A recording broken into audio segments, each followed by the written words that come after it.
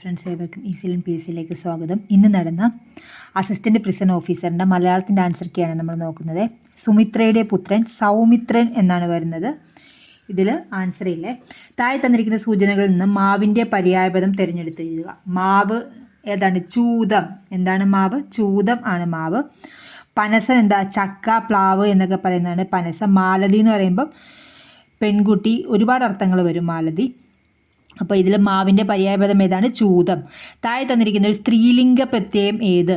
സ്ത്രീലിംഗ പ്രത്യയം ഏതാണ്? കൾ, മകൾ.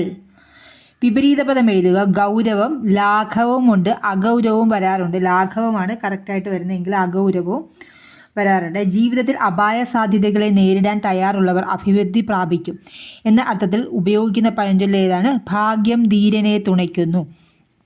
കേട്ടു എന്ന പദം പിരിച്ചെഴുതുന്നതിന് കേൾ പ്ലസ് തു. ഇരുട്ടാക്കുക എന്ന ശൈലി താഴെ തന്നിരിക്കുന്നതിൽ ഏതിനെ സൂചിപ്പിക്കുന്നു? സത്യവിരുദ്ധമായി പ്രവർത്തിക്കുക.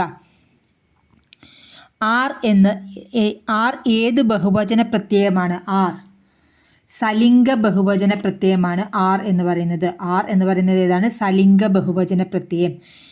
തന്നിരിക്കുന്നതിൽ ഖനനം ചെയ്യുന്നവൻ എന്ന അർത്ഥത്തിൽ വരുന്ന ഏതാണ്? ഘാതകൻ. കുഴിക്കുന്നവൻ എന്നർത്ഥത്തിൽ വരുന്നതാണ് ഘാതകൻ.